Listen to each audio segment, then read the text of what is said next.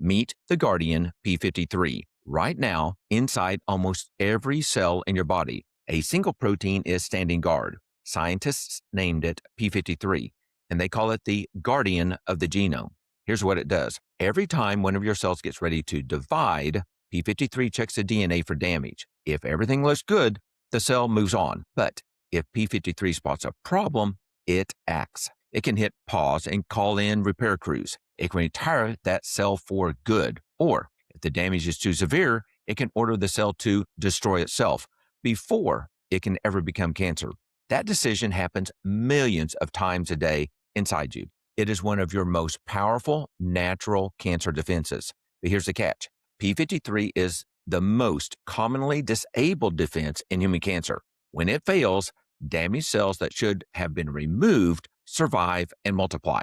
But here's the hopeful part. Disabled doesn't always mean gone. You may be able to help it through the choices you make daily. Which cancers involve p53? Did you know a single gene is damaged in more than half of all human cancers? That gene is called TP53. It makes the p53 protein your body's tumor-suppressing guardian. But how often p53 is involved depends a lot on the type of cancer. In some, it's almost universal. High-grade serous ovarian cancer, nearly 100%. Small cell lung cancer, about 90%. Esophageal, head, and neck cancers rank high too. In the middle sit colon cancer, non-small cell lung cancer, and breast cancer, where p53 shows up in roughly about a third of the cases, and even more in triple-negative breast cancer. On the lower end are kidney and thyroid cancers, where p53 changes are rare. And here's a key pattern. In cancers like prostate and leukemia, p53 problems can be uncommon at diagnosis, but appear later, after traditional treatment and as the disease advances. That's exactly why ongoing testing matters. p53 status isn't always fixed in time. Wherever your cancer falls, that number is a starting point, not a verdict. Two kinds of p53 testing. If your doctor mentions testing for p53, here's something most people don't realize. It can mean two completely different things. The first test is somatic testing. This looks at the cancer itself, checking your tumor tissue or even a simple liquid biopsy for p53 mutations that formed inside the tumor. It tells you whether your cancer is being driven by a p53 problem and exactly which mutation is present. That detail matters more than you think. The second is germline testing. This looks at DNA you were born with in every cell of your body, usually from blood or saliva. An inherited p53 mutation causes Li-Fraumeni syndrome, which raises cancer risks across a lifetime, often at young ages. Why care? Because knowing you carry an inherited p53 change can actually change your treatment, sometimes steering your team away from certain radiation. Here's the simplest way to remember it. Somatic testing looks at the cancer. Germline testing looks at you. Two tests, two very different answers. Know yours before you plan. p53, it depends on the mutation. Here's the mistake almost everyone makes with p53. They ask, is it broken? But the smarter question is, what kind of broken? Because not all p53 problems are the same, and the fix depends entirely on the type. Researchers now sort p53 mutations into categories that behave very differently. In some, the p53 gene is perfectly normal, but a protein called MDM2 is holding it down like a stuck brake. The goal here is simple: release the brake. In other words, the protein itself is mutated and misshapen. Some lose a critic zinc atom and misfold. Some become unstable and fall apart. And some fold just fine, just can't grip DNA anymore. Zinc binding, structural, DNA contact, or truncating, each one is its own puzzle. Each needs a different strategy, and something that helps one type may do nothing for another. This is why knowing your exact mutation is so powerful. It can even open doors to clinical trials built for your specific change. Zinc and the most common p53 mutation. Here's a fact that sounds almost too small to matter. The single most common p53 mutation in cancer is the loss of one zinc atom. Let me explain. Your p53 protein is zinc dependent. Deep inside it sits one zinc ion, and that zinc holds a protein in the exact shape it needs to grab DNA and to do its job. Take the zinc away, And even healthy p53 folds wrong, and a misfolded guardian can't protect you. The most common mutation, called R175H, weakens p53's grip on that zinc, so it misfolds. But here's where it gets exciting. Researchers found that raising zinc to just the right amount or level can help certain misfolded p53 mutations to snap back into their working shape and start killing cancer cells again. In a laboratory, the guardian effectively wakes back up. Now, this is early, mostly cell and animal science, not a cure in a capsule, but it explains why healthy zinc status is a real, grounded piece of the p53 picture. When the p53 protein falls apart, some p53 mutations don't just weaken the protein, they make it physically fall apart. Scientists call these structural mutations. One of the best known is called Y220C. This mutation carves out a tiny hole in the surface of the p53 protein, leaving it unstable, so it unfolds and gets destroyed inside the cell. For years, this was considered undruggable. Not anymore. Research designed a first-of-its-kind small molecule called risatopopt that fits right into that tiny hole like a plug, holding the protein together in its working shape. Now, in its clinical trials specifically for tumors carrying the Y220C mutation, and it's earned fast-track status from the FDA.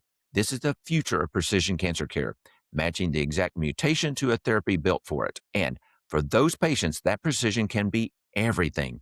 But it's only possible if you know your mutation in the first place. That's the whole point of testing. This is investigational prescription science, but the direction is remarkable. Food that speaks to p53. Your plate talks to your genes, including your p53 guardian. And some foods speak its language especially well. Start with cruciferous vegetables, broccoli, cabbage, kale, watercress, and especially broccoli sprouts. They're loaded with sulforaphane in a compound called PEITC, both studied for nudging damaged cells toward self-destruction. Next, the colorful polyphenols. Turmeric gives you curcumin. Grapes and berries deliver resveratrol. Green tea brings EGCG. Onions and apples offer quercetin. Garlic and other alliums add sulfur compounds studied for apoptosis too. That's normal cell death.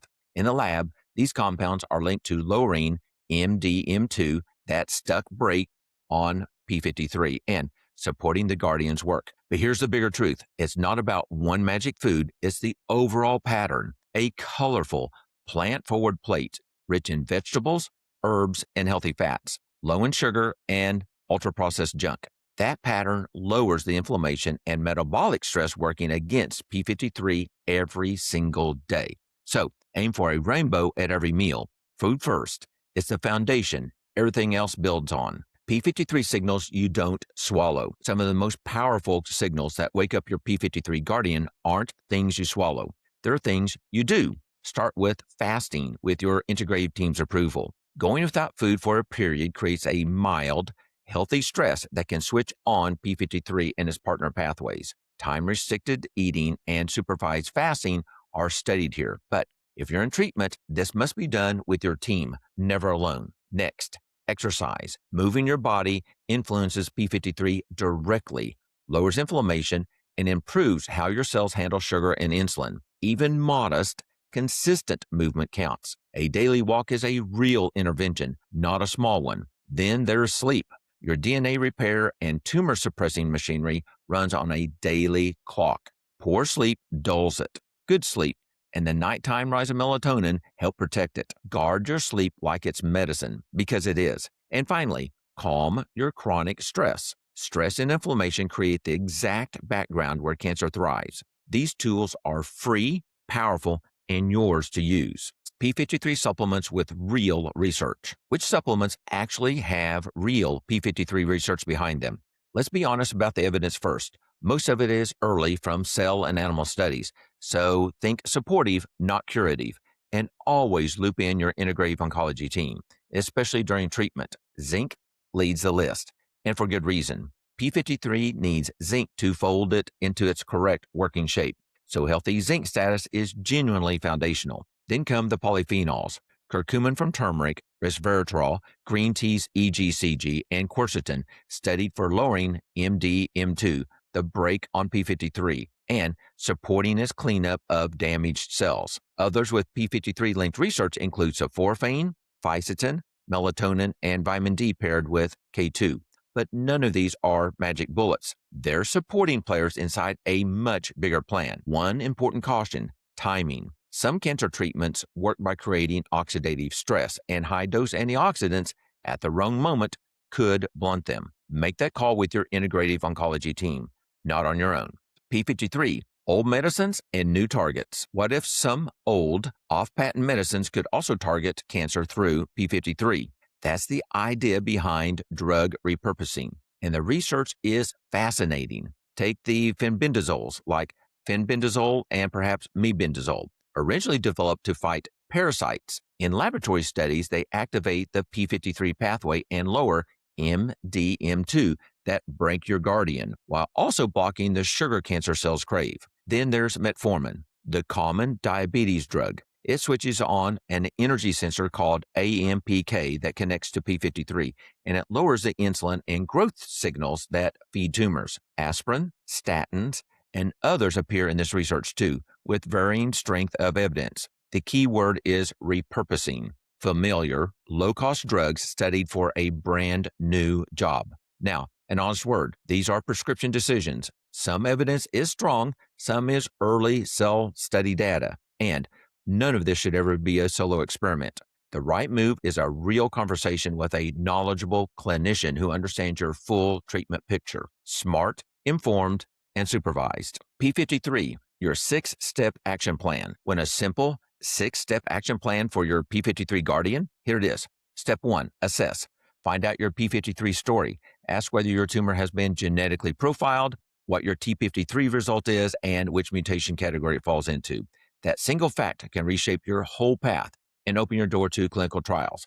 Step 2, build your food foundation. A colorful, plant-forward, low-sugar plate every single day. Step 3, layer in lifestyle, movement, protected sleep, and stress you actively manage. Step 4, add targeted supplements thoughtfully, with zinc as a grounded priority alongside your care team. Step 5, discuss repurposed medication options with a qualified clinician. Step 6, reassess over time, because p53 status can change as things progress. This isn't a one-time decision. It's a living plan you revisit as your labs change and your treatment evolves, built hand in hand with your medical team. Powerful, personal, and possible. Take your first step today. Prevail, assess, don't guess. Thank you so much for watching. If this helped you understand the importance of p53, imagine what the full story can do. Head to prevailovercancer.com for the complete article and the full-length video. Comment or message p53 for a link, and remember, together we prevail over cancer.